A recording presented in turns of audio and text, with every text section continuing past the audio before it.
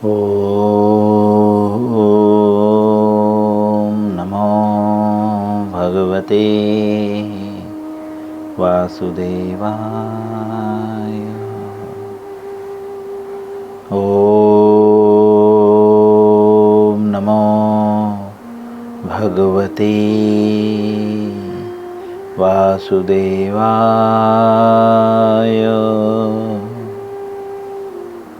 ॐ नमो भगवते वासुदेवाय।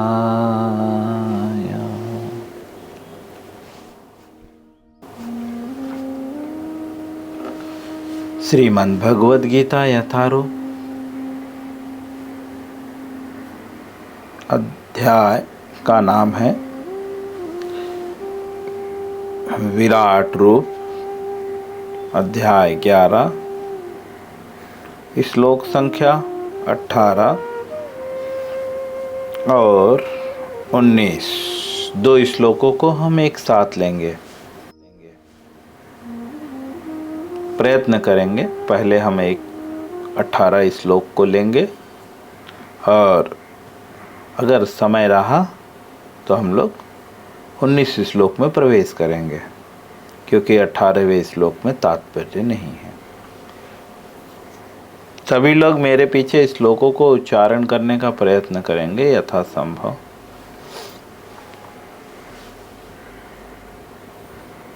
सभी प्रयत्न करेंगे। मैं भी प्रयत्न ही कर रहा हूँ।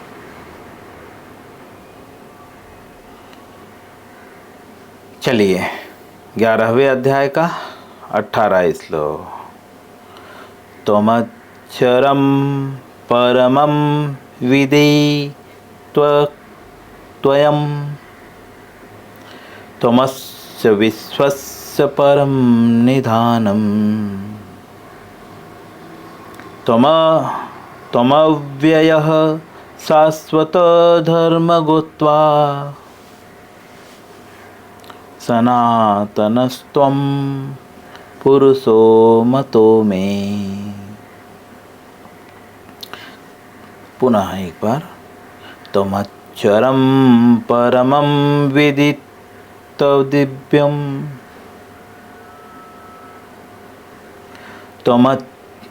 त्वमस्य विश्वस्य परं निधानम् त्वमव्ययः शाश्वतधर्मगोत्वा सनातनस्त्वं पुरुषं मतो मे। पुनः एक बार प्रयत्न करेंगे।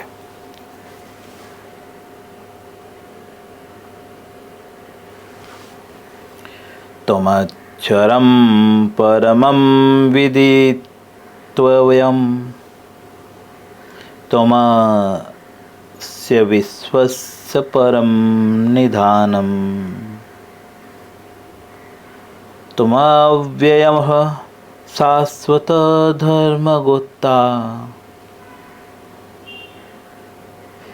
सनातनस्त्वं पुरुषो मतो मे। शब्दार्थ, अनुवाद और तात्पर्य श्रील प्रभुपाद जी के। त्वम अर्थात आप, अक्षरम अर्थात अच्युत, परमम अर्थात परम, वेदितव्यम अर्थात जानने योग्य, त्वम अर्थात आप, अस्य अर्थात इस, विश्वस्य अर्थात विश्व के, परम अर्थात परम, निधानम अर्थात आधार, त्वम अर्थात आप, अव्ययम अव्ययः अर्थात अविनाशी, शाश्वत धर्म कर्ता अर्थात शाश्वत धर्म के पालक, सनातनः अर्थात शाश्वत, त्वम अर्थात आप, पुरुषः अर्थात परम पुरुष, मत में मतः में अर्थात मेरा मत है। अनुवाद। आप परम आज्ञ ज्ञेय वस्तु हैं, यज्ञ वस्तु हैं। आप इस ब्रह्मांड के परम आधार अर्थात आश्रय हैं। आप व्यय तथा पुराण पुरुष हैं, अव्यय तथा पुराण पुरुष हैं। आप सनातन धर्म के पालक भगवान है। यही मेरा मत है। जैसा कि हमने पिछले अध्यायों में पढ़ा, शुरू से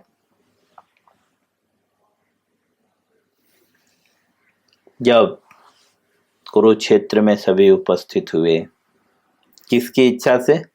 युद्ध की इच्छा से। और यह युद्ध की इच्छा से एकत्र हुए लोग किस लिए युद्ध कर रहे थे? धर्म को लेकर। धर्म और अधर्म के बीच में युद्ध हो रहा था। अर्जुन धर्म के पक्ष में थे और कौरव जो है अधर्म के पक्ष में।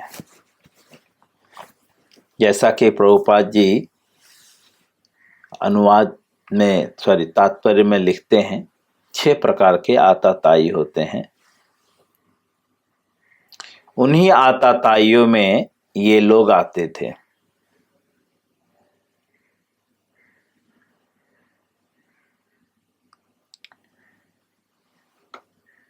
अर्जुन के विपक्ष में जो युद्ध करने वाले लोग थे, वे सब एक तरह से आताताई थे।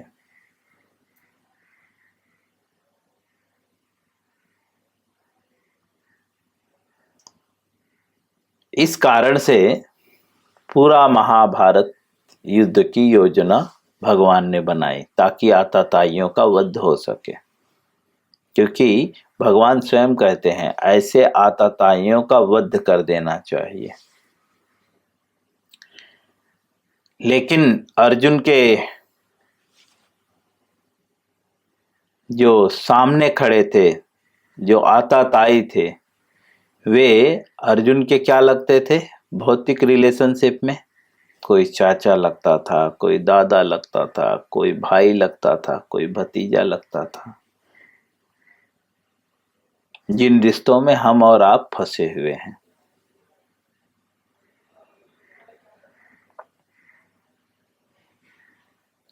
उन रिश्तों को ही अर्जुन शाश्वत मान बैठा और इस कारण से वह गलत होते हुए भी चुप बैठा और भगवान को समझा रहा है कि मैं ऐसे कैसे कर सकता हूं।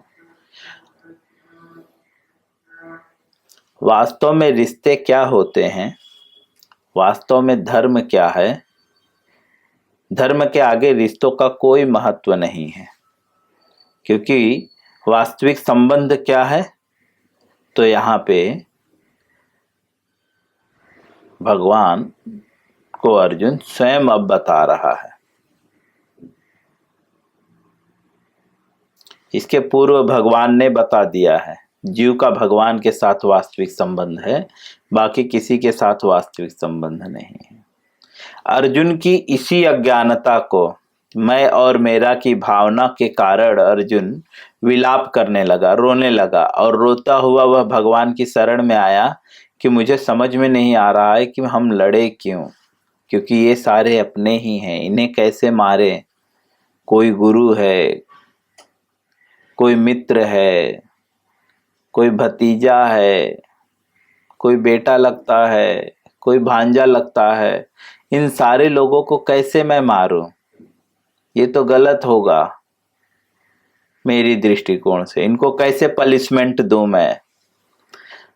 लेकिन भगवान भगवत गीता में बताते हैं कि जो गलत कर रहा है वो चाहे भांजा हो, भतीजा हो, जीजा हो, साला हो, मामा हो, मौसी हो, पापा हो, पापा के भी पापा क्यों ना हो, अगर वह गलत है तो उनको दंड देना जो है धर्म के रास्ते पे चलने वाले व्यक्ति का कर्तव्य है। उसी कर्तव्य को भगवान भगवत गीता में समझाते हुए सबसे पूर्व अर्जुन को आत्मा के विषय में ज्ञान देते हैं। आत्मा क्या है?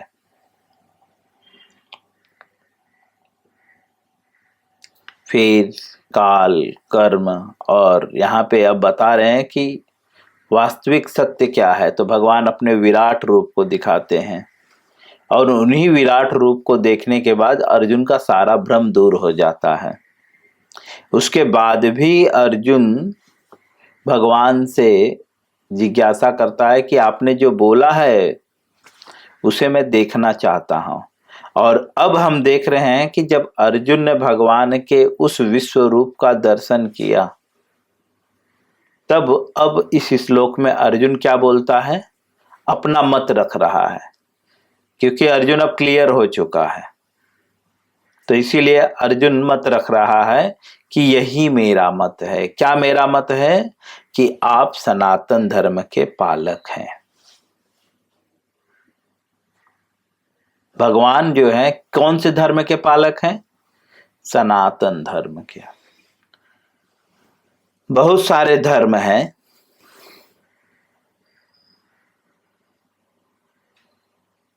हर व्यक्ति अपना अपना एक धर्म बनाकर बैठा हुआ है,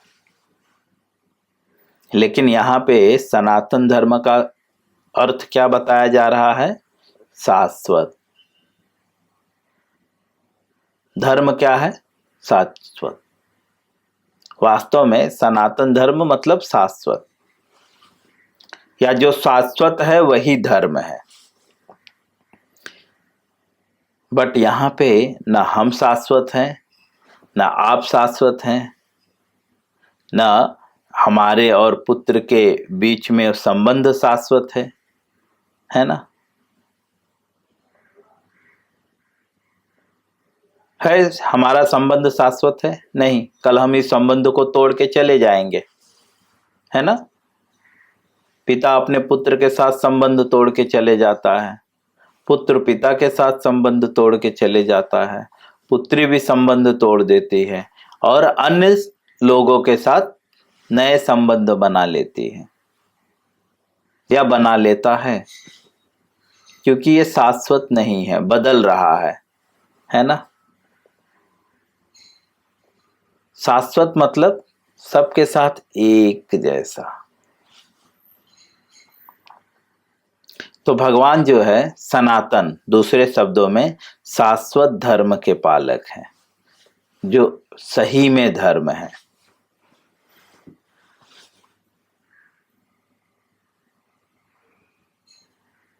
पालक मतलब दो चीज है, एक तो खुद पालन करते हैं और दूसरा लोगों से पालन कराते हैं।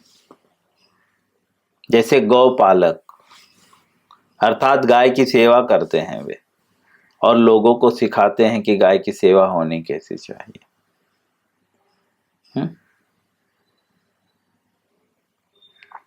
तो भगवान जो है सनातन धर्म के पालक हैं। ऐसा अर्जुन बोल रहा है कि मेरा मत है। और क्या अर्जुन बोल रहा है? आप अव्यय तथा पुराण पुरुष है। पुराण मतलब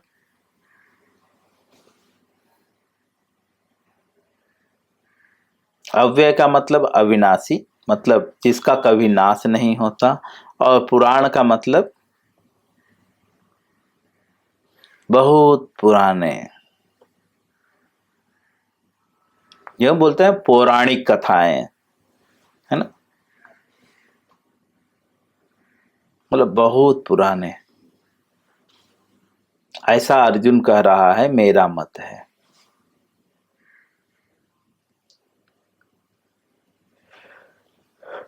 अर्जुन भगवान को बोल रहा है अविनाशी अर्थात अव्यय। अव्यय का संस्कृत में शब्दार्थ लिखा गया है अविनाशी, जिसका कभी नाश नहीं होता। यहां तक कि अर्जुन क्या बोल रहा है, आप आधार हैं। आधार मतलब बेस, आश्रय, जिस पे कोई चीज टिकी हुई रहती है। किसके आधार है? बोलते हैं इस ब्रह्मांड के। क्योंकि अर्जुन जहां पे था उसकी बात कर रहा है। क्या कह रहा है? आप इस ब्रह्मांड के आधार हैं। मतलब आप नहीं तो किसी आधार के बिना कोई चीज टिक सकती है नहीं। और आगे कहते हैं कि आप परम आज्ञ ज्ञेय वस्तु हैं। अर्थात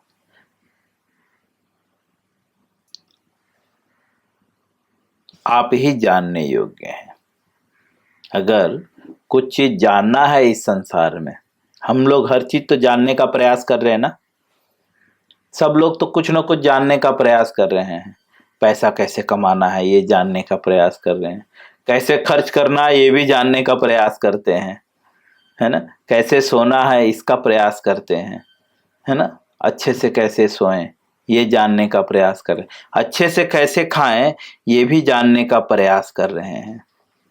हर व्यक्ति कुछ न कुछ जानने का प्रयास कर रहा है, छोटा सा बच्चे से लेकर बूढ़ा तक। लेकिन अर्जुन बोल रहा है कि वास्तव में जानने योग्य कौन है? तो बोलते हैं आप।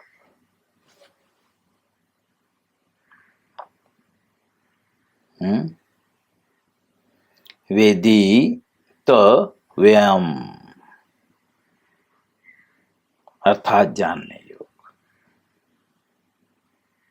आप जो है, अगर वास्तव में व्यक्ति को कुछ जानना है तो किसको बोलते हैं? भगवान को, आपको। यहां पे जो आप शब्द संबोधित किया जा रहा है वो किसके लिए?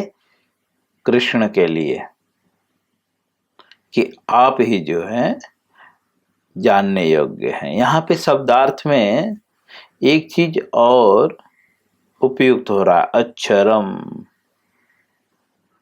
अर्थात अच्युत। भगवान कभी भी अपने पद से जो है गिरते नहीं हैं।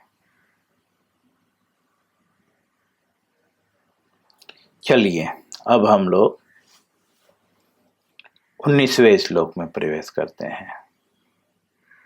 18वें श्लोक में अर्जुन ने कहा कि मेरा मत है, अर्थात अर्जुन ने अपने मत को रख दिया कि आप जो है जानने योग्य हैं। अर्थात बाकी किसी को जानने की कोई जरूरत नहीं है। अगर आपको जान लिया जाए तो सब कुछ जान लेंगे, और आप ही आधार हैं। ठीक है, अर्थात दूसरा कोई आधार नहीं है।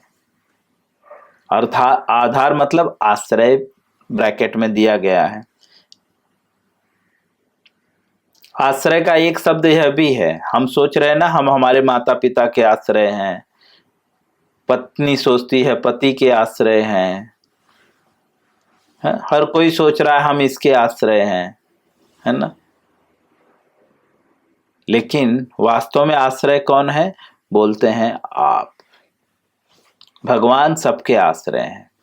अर्थात अगर हमें जो भी चाहिए, जो भी जरूरतें हैं वो भगवान से मांगे तो वो पूरी करेंगे। इस तरह से अर्जुन अपना मत रखता है। अब अर्जुन क्या कहता है मत रखते हुए, यह 19 श्लोक में हम पढ़ेंगे। चलिए अब 19 श्लोक पढ़ते हैं।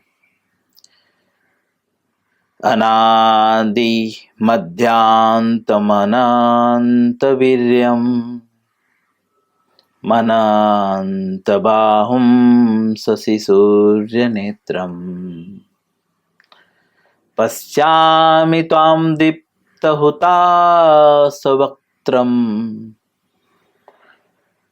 स्वतेजसा विश्वमिदं तपन्तम्। पुनः अनादिमध्यान्तमनन्तवीर्यम्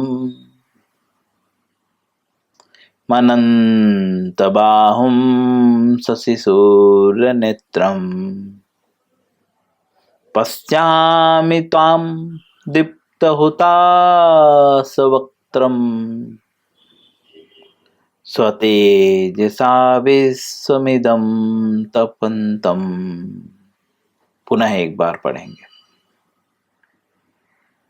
अनादिमध्यान्तमनन्तवीर्यम् मनन्तबाहुं शशिसूर्यनेत्रम् पश्यामि त्वां दीप्तहुताशवक्त्रम् स्वतेजसा विश्वमिदं तपन्तम्। जो श्लोक नहीं पढ़ पाते हैं ना, उन्हें चाहिए कि इसको बार बार सुने और इसको बहुत स्लो आवाज में सुन सुन के अभ्यास करें। प्रतिदिन आप लोग अभ्यास कर सकते हैं 10-10 मिनट। अगर आप अभ्यास करेंगे तो धीरे धीरे आपको भी उच्चारण करने का हैबिट हो जाएगा और फिर धीरे धीरे बाकी श्लोक भी आपको समझ में आने लगेंगे।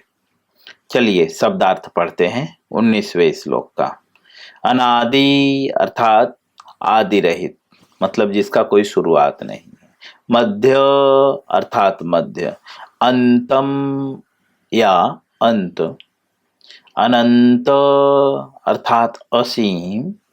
वीर्यम अर्थात महिमा। अनंत अर्थात असंख्य। बाहुम अर्थात भुजाएं। शशि अर्थात चंद्रमा।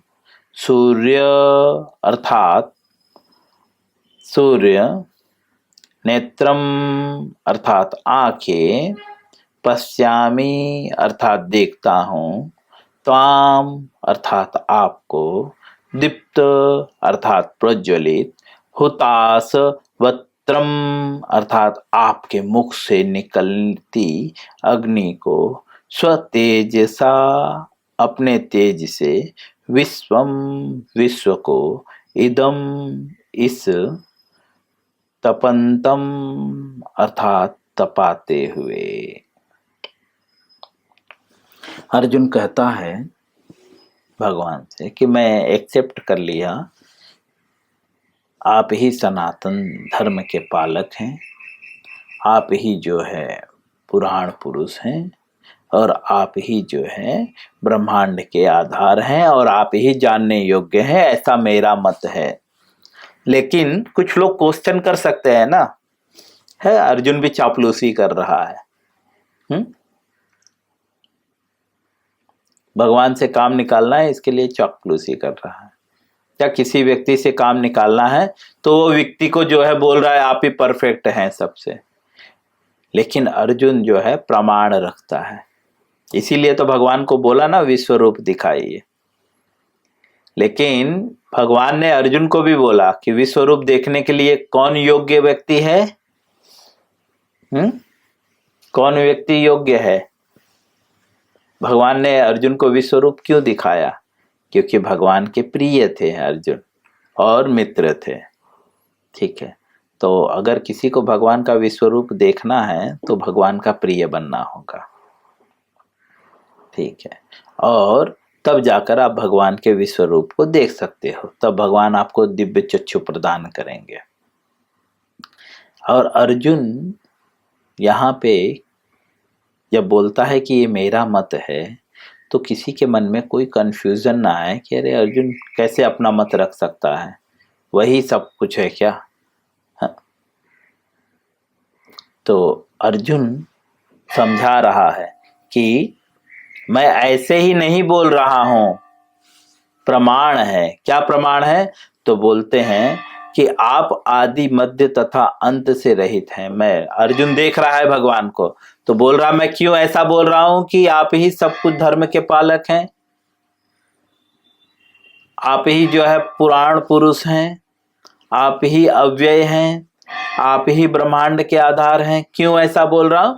तो बोल रहे हैं अर्जुन क्योंकि मैं देख रहा हूं कि आपका न तो आदि है, न मध्य है, न अंत है, ये तीनों से रहित हैं आप। आपका यश अनंत है। यश मतलब महिमा, भगवान का महिमा अनंत है, जितना गाओ उतना कम है। आपकी असंख्य भुजाएं और सूर्य तथा चंद्रमा आपकी आंखें हैं। इसीलिए मैं बोल रहा हूं कि आप ही जो है सनातन धर्म के पालक हैं। मैं आपके मुख से प्रज्वलित अग्नि निकलते और आपके तेज से इस संपूर्ण ब्रह्मांड को जलते हुए देख रहा हूं। अर्जुन कह रहा है कि मैं इस ब्रह्मांड को जलते हुए भी देख रहा हूं। इसीलिए मैं कह रहा हूं कि आप ही आधार हैं। जो भी आपसे बैर लेगा वो जल जाएगा। चलिए श्रील प्रभुपाद जी तात्पर्य में लिखते हैं। तात्पर्य श्रील प्रभुपाद जी के द्वारा, भगवान के ऐश्वर्यों की कोई सीमा नहीं है। प्रभुपाद जी कहते हैं, जैसा कि यहाँ पे अर्जुन स्वयं कह रहा है, यहाँ पर तथा अन्यत्र भी पुनः रुचि पाई जाती है। प्रभुपाद जी कह रहे हैं यहाँ पे भी बताया गया है और अन्य भी जगह पे बताया गया है कि भगवान की ऐश्वर्य की कोई सीमा नहीं है। किंतु शास्त्रों के अनुसार कृष्ण की महिमा की पुनरुक्ति कोई साहित्य दोष नहीं है। कहा जाता है कि मोहग्रस्त होने या परम आह्लाद के समय या आश्चर्य होने पर कथनों की पुनरुक्ति हुई करती है, यह कोई दोष नहीं है। प्रभुपाद जी कहते हैं किंतु शास्त्रों के अनुसार पुनरुक्ति मतलब बार बार जो है जानने का प्रयास करना या बार बार जान गिरने के बाद उसे एक्सप्लेन करना। बोल रहे हैं ये कोई साहित्यिक दोष नहीं है। मतलब एक ही चीज को हम बार बार बोलें तो ये मतलब गलत नहीं है, क्योंकि भगवान है ही ऐसे।